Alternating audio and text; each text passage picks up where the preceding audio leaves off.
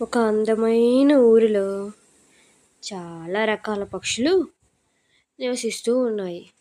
వాటికి పచ్చదనం అంటే బాగా ఇష్టం అనిపించి వేరే ప్లేస్కి వెళ్ళిపోయి చిన్న చిన్న ఇళ్ళు కట్టుకొని అక్కడే నివసిస్తూ ఉంటారు.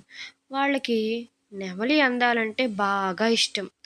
ఆ నెమలి కలర్స్గా మారిపోతూ ఎంతో అందంగా కనపడుతుంది ఆ పక్షులకి.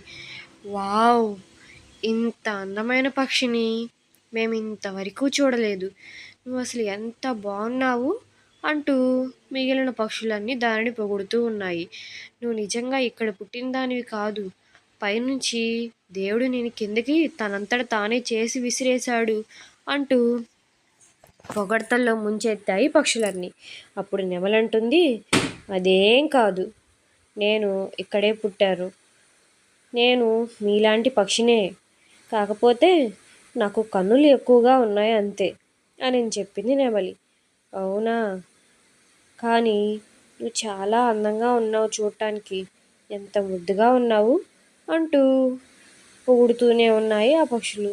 పైగా నీవు బంగారు రంగులో ఉంటున్నావంట, అప్పుడప్పుడు మిరుమిట్లు గొలిపే బంగారం రంగుతోటి అసలు ఎంత అద్భుతంగా ఉంటావో నువ్వు అని అంటూ ఉన్నాయి ఆ పక్షులన్నీ.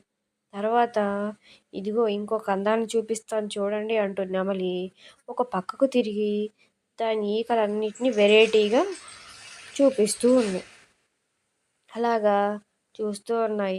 అప్పుడే కాకి వచ్చి, దీనిదేమందం, నన్ను చూడండి అసలు ఎలా ఉన్నానో, ఎంత తెల్లగా ఉన్నానో అంటూ పొగుడుకుంది. ఒకసారి నెమలి అందాన్ని కూడా చూడు అంటూ ఉన్నాయి ఆ పక్షులు. అప్పుడు వెంటనే నెమలి వైట్ కలర్లోకి మారిపోయి రంగులుగా కాంతులు వెదజల్లింది. పైగా నెమలి ఏదైనా పక్షిని ఇట్టే ఆకర్షిస్తుంది, ఒకసారి చూడు అంటూ ఆ పక్షి అందాన్ని చూపించాయి. అవునా, అదేం కాదులే అంది కాకి, తెల్ల కాకి.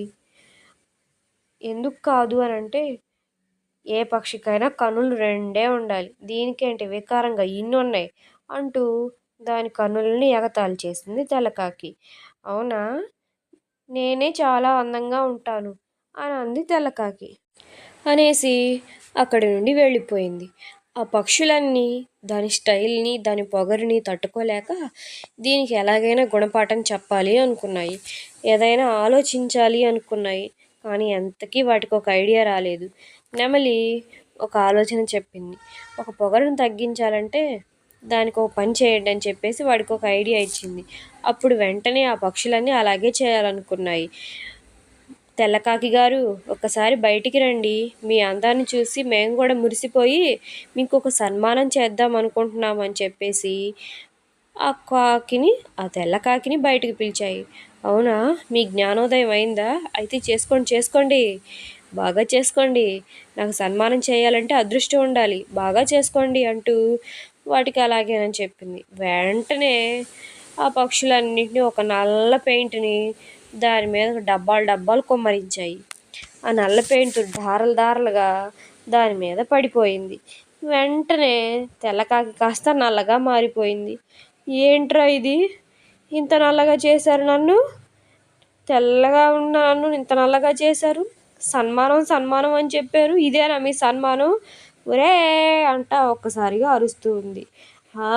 బాగా ఎగిరి గంతులేసావుగా తెల్లగా ఉన్నానని, ఇప్పుడు చూడు ఏమైందో అంటూ ఆ కాకిని నల్లగా చేసేసాయి పక్షులన్నీ. ఒక ఈకను తీసి నోట్లో పెట్టుకుంది. పెయింట్ ఇంకా కారుతూనే ఉంది, అది కూడా ఆరలేదు. కడుక్కొని వద్దాం అనుకొని వెళ్ళటానికి బయలుదేరింది. అప్పుడు ఆ పక్షులు అన్నాయి, అహహహహా, కడుక్కుంటావా, కడుక్కో, అస్సలు పోదా పెయింట్, మేము అట్లాంటి పెయింట్ తెచ్చేసాం అంది.